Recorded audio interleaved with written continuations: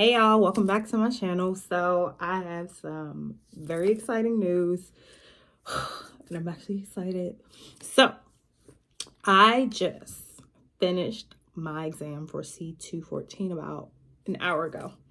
And normally I try to wait a day before I check my test results.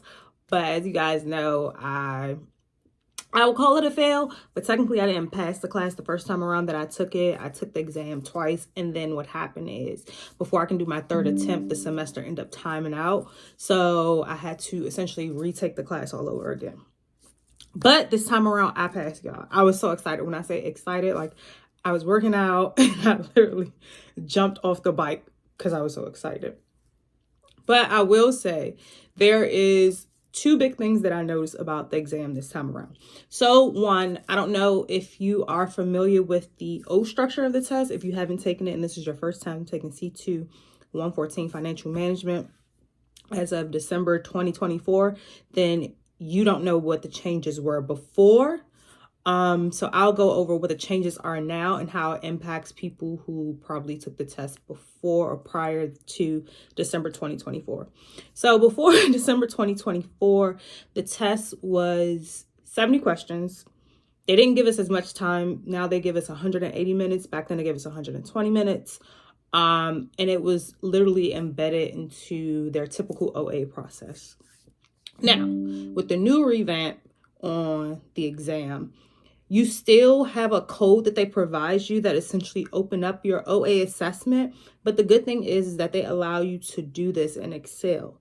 And the reason why this is really, really important for someone like me, who I took accounting in undergraduate and I have prior experience working in accounts receivable, accounts payable, and assistant staff accountants. So I'm used to us doing everything in Excel, whether it's creating GL codes or doing our calculations in Excel. Prior to this test, they did not allow us to use Excel, so we had to manually generate the formulas. And to remember all those formulas was intense. This time around, they actually create a template for you.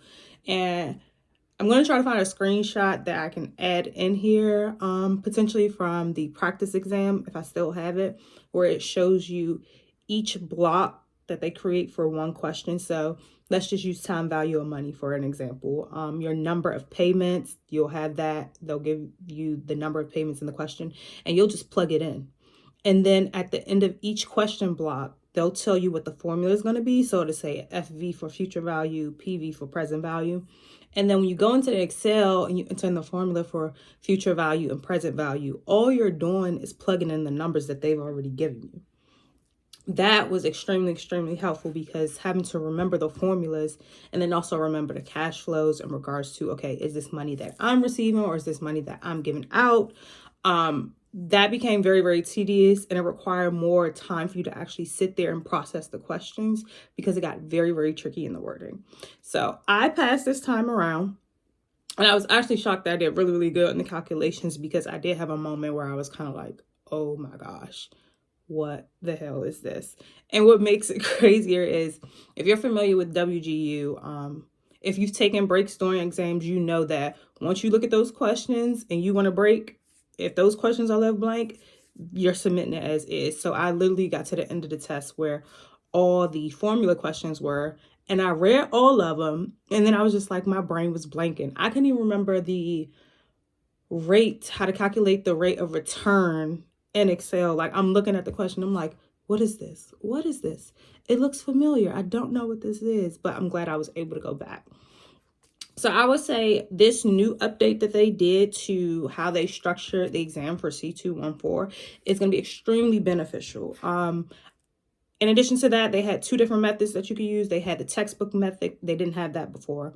Well, they did have the textbook method before, but how they have it structured now is much more different. And then they had where you could listen to Dr. V, who is an amazing, amazing professor. You could read his PowerPoints verbatim where he showed you how to do the calculations and the calculator because you had to buy and I should have it with me, but we had to buy a TI-84 or a TI-89 calculator in order for us to do the calculations.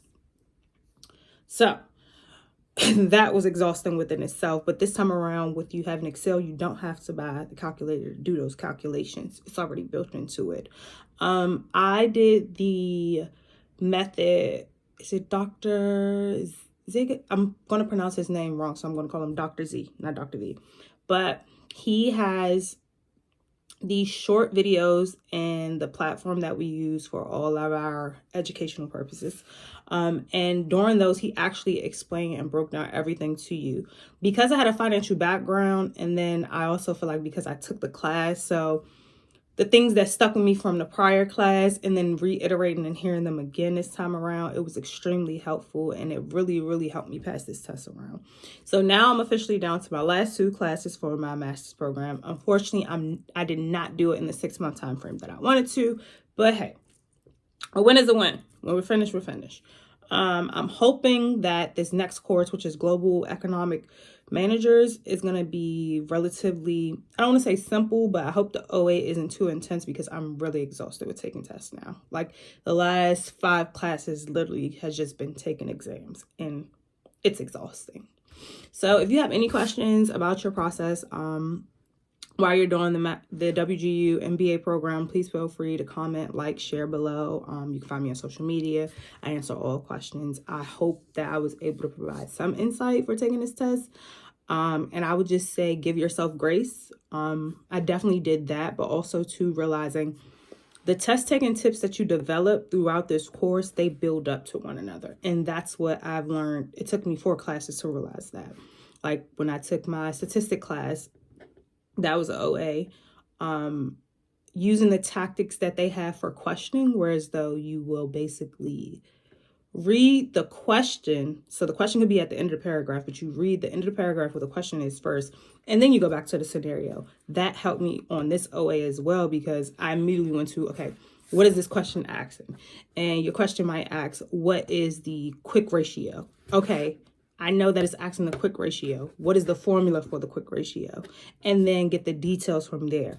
Don't pay attention to all the other information, because they will try to trip you up. I did have one question in particular where I was essentially saying, oh, this was a 12-year bond that paid 5%. But at the end of the question, it was saying, but now 3 years later, it pays 5.5%. Having those 2 rates would have tricked you immediately. So I automatically knew, okay, that's what it did 12 years ago is irrelevant. They want to know what's going on now. As I said, if you have any questions below, please feel free to comment, like, subscribe below. Bye.